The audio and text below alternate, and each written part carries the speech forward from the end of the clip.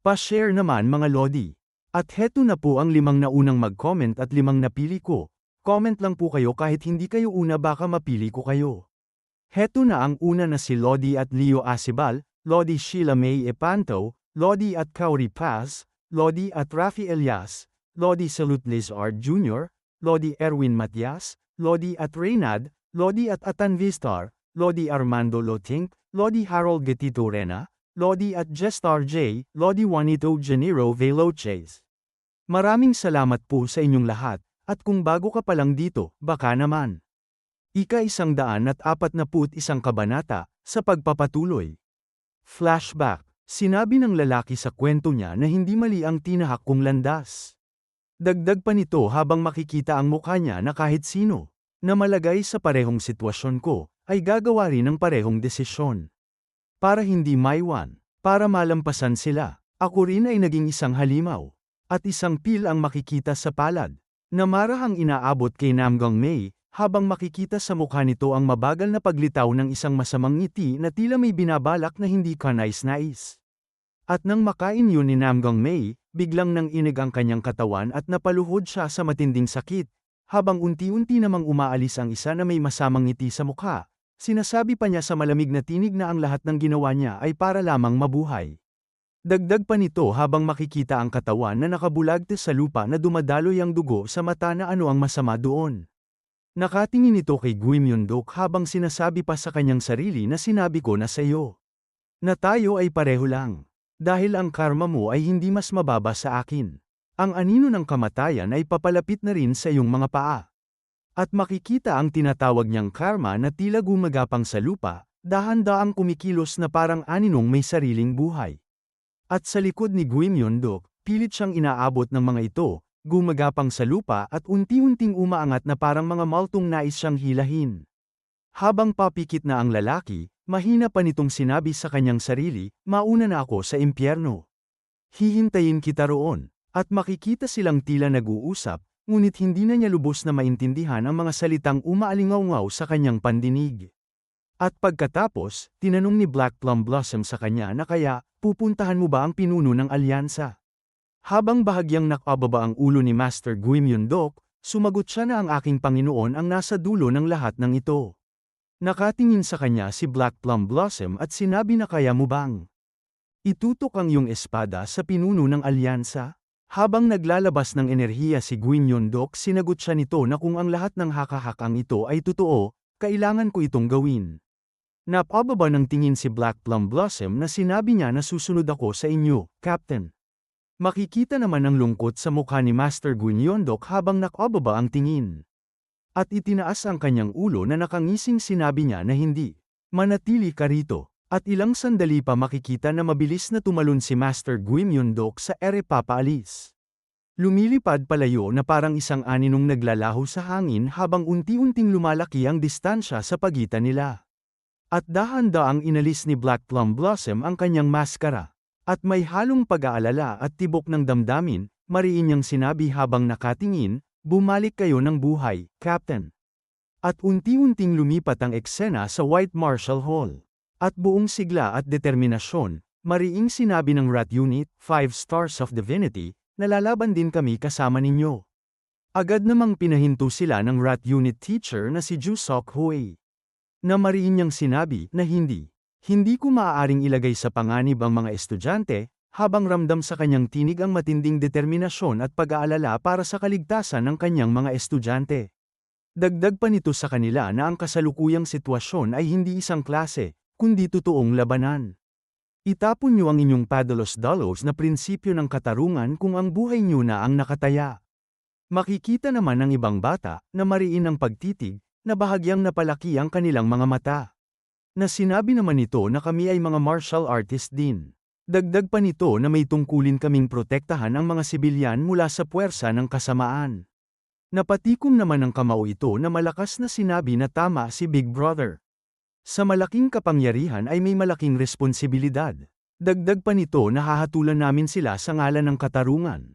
Napasabi rin ng mga ito na yan ang landas ng aming 5 Stars of Divinity. At mula sa likod ng guro, sumigaw din ng mga bata ng sabay-sabay, nais din naming makipaglaban kasama ka. na punong-puno ng tapang at determinasyon, na para bang hindi na nila kayang palampasin ang pagkakataong maging bahagi ng labanan. Napababa naman ng ulo ang guro habang napahawak na sinabi na hindi talaga kayo mapigilan. Napasabi naman ng PIG unit teacher na si Gumakho na mukhang nadala sila sa emosyon dahil sa mga lalaking yun mula sa 5 Stars of Divinity. Sinabi naman ng OX unit teacher na si Budong Guan na sige. Pero, dapat kayong umatras agad kapag naging mapanganib na. Malakas na sumagot ang mga bata na opo, sir. At ilang sandali pa, makikita na nakahanda na ang mga ito, nakahanay at nakaposisyon sa bawat galaw, handang harapin ang laban na darating, na ang bawat mata ay nagliliyab ng tapang at determinasyon. Makikita ang mga ito na sinabi sa kwento na 1,500 na mga martial artist na kaanib ng Alliance. At humigit kumulang 230 estudyante mula sa White Martial Hall ang nagtipon upang bumuo ng unang linya ng depensa. At sinabi nito sa isip na una sa lahat, kailangan nating pigilan ang pag-abante ng mga kaaway. Ito pala ay ang Merem Alliance strategist Zhuge Sun. Mariin pa ang mga tingin nito na sinabi pa na kailangan nating kumuha ng sapat na oras hanggat maaari para makarating ang mga reinforcement mula sa bawat sekta. Napatinginan ang lahat sa kanya nang sabihin pa nito na mga guro ng White Martial Hall, hinihiling ko na gabayan niyo ng maayos ang mga estudyante. Sumagot ito na oo, kami ang mananagot at poprotekta sa buhay ng mga bata. Biglang napatingin ang mga ito sa gilid, ang mga mata ay nagliyab sa gulat, ramdam ang bigat ng pangyayari na hindi nila inaasahan sa kabila ng kanilang paghahanda. Mula sa malayo, nakita nila ang pag-alsa ng mga alikabok sa lupa, at agad na napasabi ang bawat isa, paparating na sila, habang ang hangin at ingay ng malayo ay nagdadala ng babala ng paparating na panganib. At makikita ang mga ito na mabilis na sumulong, ang bawat hakbang ay puno ng determinasyon, habang ang kanilang mga mata ay nagliliwanag ng matinding lila, na nagdadala ng nakakatakot at misteryosong aura sa paligid. At sinabi nito na ahat ng tropa, humanda sa pakikipaglaban, na ang tinig ay umalingaw sa paligid, nagbabadya ng paparating na labanan at nagbigay ng agarang sigla at determinasyon sa bawat sundalo. Ang mga kalaban ay mabilis na sumugod, bawat galaw ay puno ng puwersa at determinasyon, na parang bagyong hindi mapipigilan, at ang bawat sandali ay nagdadala ng tensyon sa buong labanan. Napalaki naman siya ng kanyang mga mata habang bulong sa kanyang isip, narinig ko na ang mga ulat, pero ngayong nakikita ko na ng personal, sadyang napakarami nila. Ramdam ang halo ng pagkatakot at pagkabahala sa dami at puwersa ng kalaban.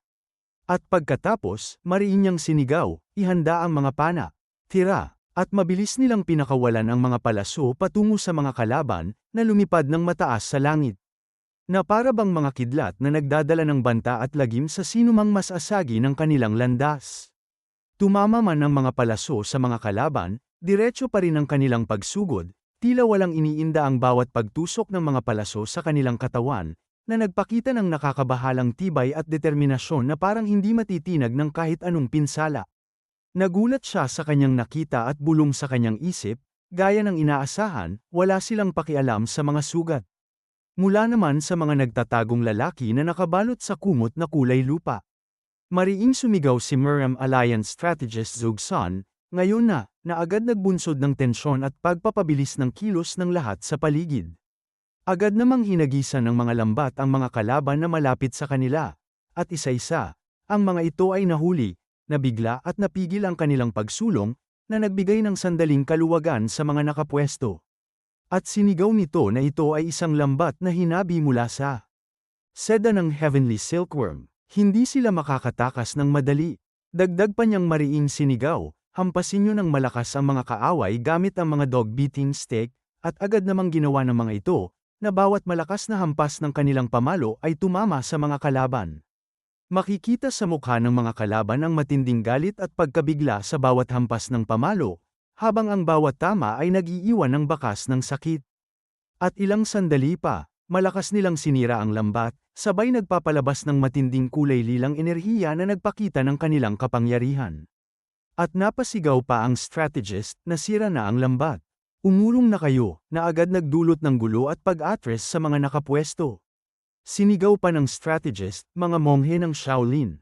Pakiyanig ang lupa. Agad namang pinagsama ng mga monghe ang kanilang mga palad at naglabas ng matinding enerhiya, at sabay-sabay nilang pinalo ang lupa gamit ang kanilang kasanayang earth wave pump, na nagdulot ng pagkabasag ng lupa at pag-uga sa paligid, habang ang alon ng kapangyarihan ay ramdam hanggang sa bawat sulok ng labanan. Bahagyang napaatras ang mga kalaban habang naharangan ng sumabog at nagkakawatak-watak na lupa, na parabang ang bawat piraso ay nagdadala ng bigat at puwersa na pilit silang itinataboy pabalik. Kumalat ang pagbitak ng lupa sa bawat dadaanan ng mga ito, na parabang isang bitak na humahadlang at naglilimita sa kanilang bawat hakbang, nagpapabagal at nagpapahirap sa kanilang mabilis na pagsulong. Ngunit nakagawa ng paraan ang mga ito, tumalon sila sa hangin, lumaktaw sa mga bitak at hadlang ng lupa, na parabang hindi sila napipigilan ng anumang puwersa sa kanilang pagsulong. Ngunit bago pa man sila makaalis ng tuloy-tuloy, isang bagong grupo ng sekta ang biglang hamarang sa kanilang daraanan, nakaposisyon at handang hadlangan ang bawat galaw ng mga sumulong.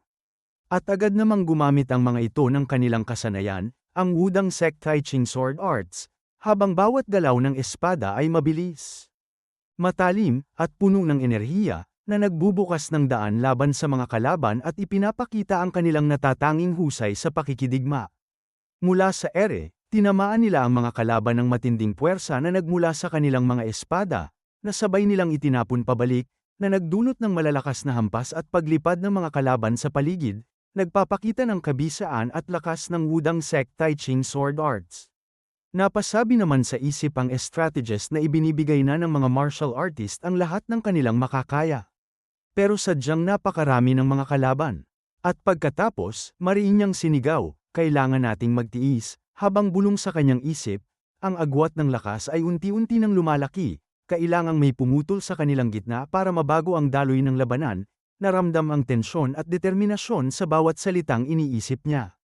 Pero hindi ito nagiging maayos.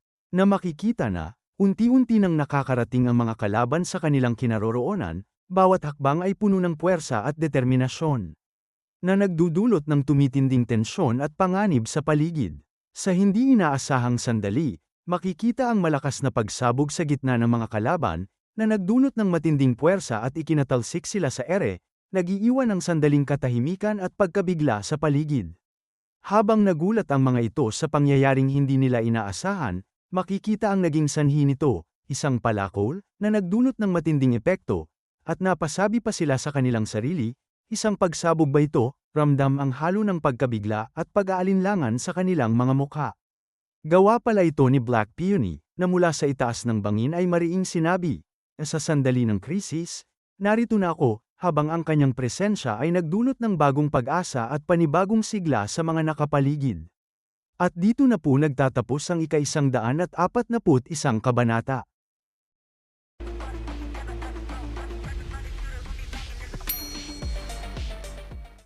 Ika-142 kabanata, sa pagpapatuloy.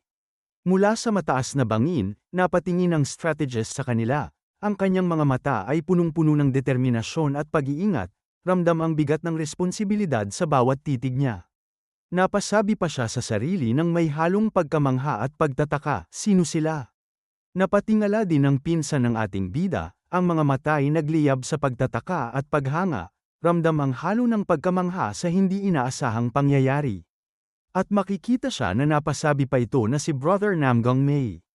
Nagtinginan ang mga ito, halos hindi makapaniwala sa kanilang nakita, at napasabi sa kanilang mga sarili, Namgong Mei.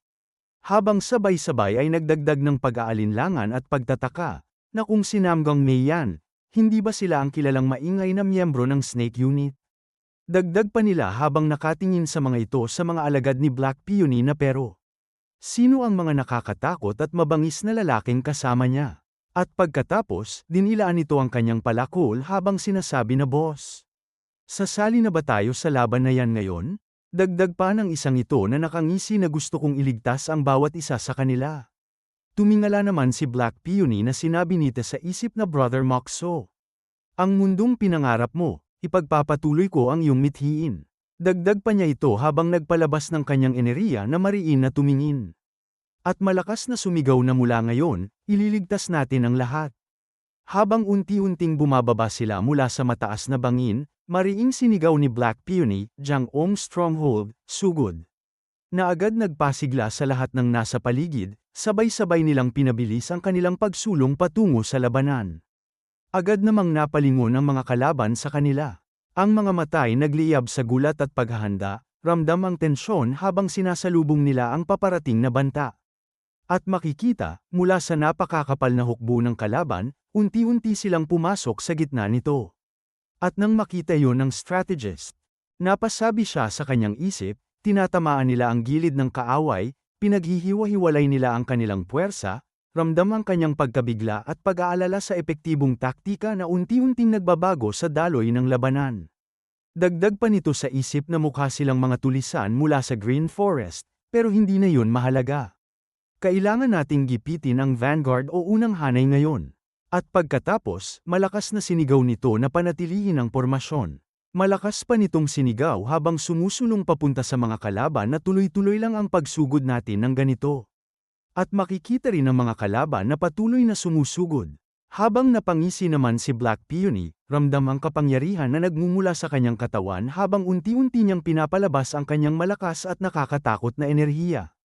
Itinaas ang kanyang sandata habang ang kamao ay pinatigas habang pakawalan anumang oras na sinasabi pa niya na sa tingin niyo ba ang mga mahihinang umaasa lang sa ganyang mga gamot ay kayang tapatan ang lakas ng isang tunay na katawan?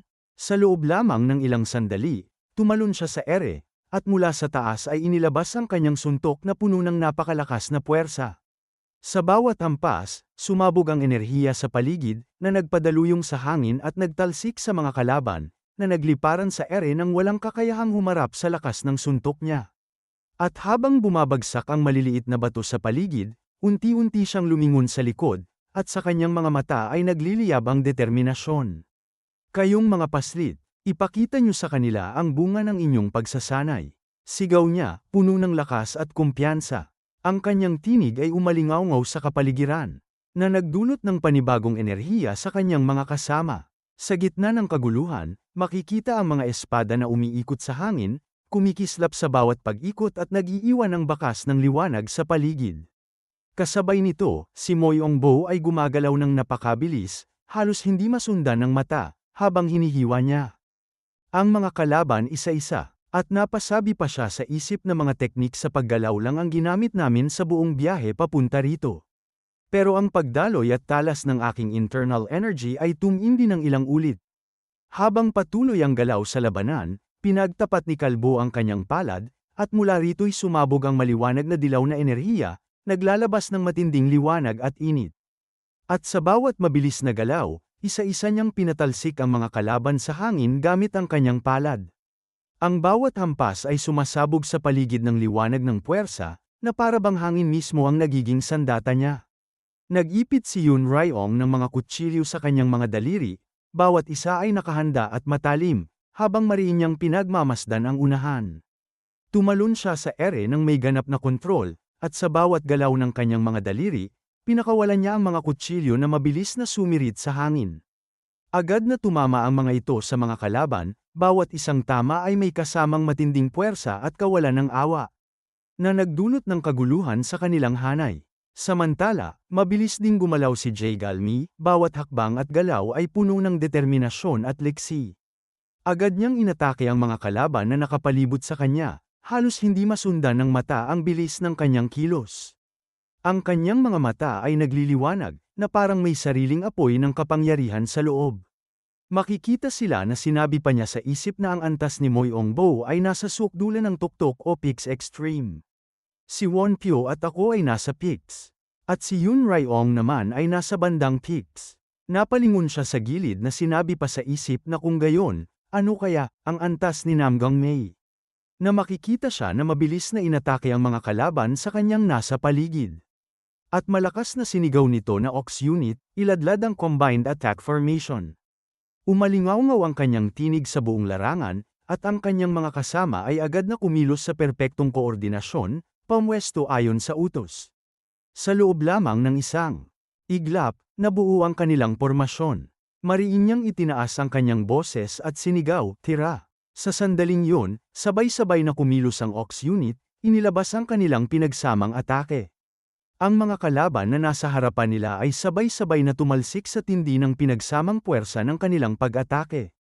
Ang malakas na alon ng enerhiya ay ramaga sa pasulong na parang unos, tinatangay ang lahat ng nasa daraanan nito. At sa gitna ng nagliliyab na kaguluhan, isang mabilis na paa ang biglang makikita na sumirit mula sa gilid. At sinigaw pa nito, matatag ang tindig at nagliliyab ang determinasyon sa kanyang mga mata. Malakas niyang isinigaw, Tiger Unit. Hawanan natin ang daan. Agad na tumugon ang mga ito ng, opo. Sabay-sabay na sumugod pasulong. Walang pag-aalinlangan sa kanilang mga galaw, mabilis silang kumilos ayon sa utos. At sa kanilang pagsulong, makikita ang isang malakas na pag-ikot ng puwersa na unti-unting nabubuo sa kanilang gitna, na parang umiihip na ipoipo ng enerhiya. Habang sabay-sabay silang gumagalaw, ang pinagsamang lakas ay lumawak at umikot sa paligid nila, humahampas sa hangin na may matinding presyon. Sa isang iglap, ang umiikot na puwersa ay sumabog palabas, at ang mga kalaban na nasa harapan ay agad na nagsiliparan. At sinigaw naman ito na Monkey Unit, panatilihin ang distansya mula sa kaaway gamit ang inyong mga baston. Agad namang humanda ang mga ito na itinaas ang mga baston habang napasigaw na ha. Sa isang iglap, nagsimulang nagpalabas ng enerhiya ang kanilang mga baston. Lumilikha ng sunod-sunod na alon ng puwersa na pumipigil sa paglapit ng mga kalaban. Ang alon ng puwersa ay agad na sumirit pasulong at tinamaan ang mga kalaban. Tila namamangha ang estratehista sa kanilang pinapamalas na galing, habang tahimik niyang pinagmamasdan ang maayos at magkakaugnay na galaw ng bawat unit. Napasabi pa ito sa kanyang isip na akala ko ay mga batang estudyante lang sila ng White Marshall Hall. Dagdag pa nito habang makikita ang mga Power Ranger na pero bago ko pa namalayan, nagiging ganap na silang mga martial artist. At sa tuktok ng isang mataas na bato, makikita ang isang paa na dahan-daang bumababa, kontrolado at tiyak sa bawat galaw. Habang unti-unti siyang lumalapit sa lupa, mariin niyang binigkas, dahil wala silang sariling pag-iisip, wala silang pinagkaiba sa mga Jiangshi. Ito pala ang mga Blood Demon, wika pa niya, habang pinagmamasdan ang kanilang galaw. Na masyadong simple ang estratehiya nila. Dahil ang mga may ego o sariling isip ay pumunta para wasakin ang mga sekta. Wala tayong magagawa, linisin natin ang baradong daloy ng dugo na ito. Dagdag pa ng mga ito habang patuloy ang bakbakan na makikita mula sa malayo na kung gayon, magsimula tayo roon. At sa isang iglap, mabilis nang papunta sa labanan ang Blood Demon Twin Freaks, dalawang nilalang na halos sabay ang bawat galaw, naglalabas ng kakaibang aura ng panganib. Ang kanilang bilis ay tila hindi maabot ng karaniwang mata. Makikita naman si Namgang Mei na patuloy sa pag-atake sa mga kalaban, bawat galaw ay mabilis at punong-puno ng determinasyon. Ang kanyang mga suntok at sipa ay tumatama sa tamang punto. At ilang sandali pa, napatigil si Namgang Mei nang may maramdaman sa paligid, isang kakaibang presensya na agad niyang naramdaman sa hangin. Agad na napatingala si Namgang Mei sa itaas, at sa kanyang mga mata ay nasalayan niya ang paparating na banta, ang Blood Demon Twin Freaks. Ang dalawang nilalang ay sabay na lumilipad mula sa kalangitan, ang aura ng kanilang lakas ay nagliliyab at naglalabas ng malamig at mapanganib na enerhiya. At napasabi siya sa isip na ang mga taong pumutol sa braso ni Kuya ay nasa harapan ko na mismo. Nagulat naman si Jay Galmi nang biglang umalis si Namgang Mei. Ang mga mata ni Jay Galmi ay lumawak sa pagtataka. Ramdam ang bigat ng hindi inaasahang galaw, at sa loob ng ilang sandali, kailangan niyang muling mag-adjust sa bagong sitwasyon. At malakas na sumigaw si Jay Galmi, ang kanyang tinig ay umalingaw sa buong larangan, puno ng pagkabigla at pagkabahala. Namgang Mei, saan ka pupunta? Napalingon naman sa kanya si Black Peony at sinabi na hoy, mapanganib na umalis sa pormasyon. At napasabi sa isip si Jay Galmi habang tumatakbo papalayo si Namgang Mei, hinahabol ang Blood Demon Twin Freaks na ano ba ang iniisip mo? Namgang Mei, napalingon naman ito at napasabi sa isip na isang napakatinding enerhiya ang papalapit. Mula sa ere, itinutok ng Blood Demon Twin Freaks ang kanilang mga kamay pababa. Sabay na naglalabas ng mala-enerhiya na aura na kumikislap sa paligid. Bigla siyang tumalon sa ere, pataas mula sa lupa, at sinalubong ang Blood Demon Twin Freaks ng buong tapang. Sa isang iglap, inilabas niya ang kanyang natatanging kasanayan, ang True Storm Rush, na tila bagyong nagmumula sa kanyang galaw. At pagkatapos ng banggaan, isang napakalaking pagsabog ang sumiklab sa ere, na naglabas ng matinding liwanag at alon ng enerhiya. Ang kapaligiran ay yumanig sa tindi ng impact, at ang hangin ay mistulang bumagsak sa lakas ng puwersa. At mula sa gitna ng makapal na usok at alon ng enerhiya, unti-unting lumitaw ang guro ng Ox unit, nanginginig at halos natutamba sa lakas ng impact. Nagsusuka siya ng dugo, malinaw na ramdam ang matinding pinsala na tinamo niya sa gitna ng labanan. At sa gitna ng kaguluhan, makikita ang dalawang kamay na biglang tumusok sa katawan ng guro ng Ox unit, sabay na nagdudulot ng matinding pinsala. Ang bawat tusok ay puno ng brutal na puwersa. At dito na po nagtatapos ang ika-142 kabanata.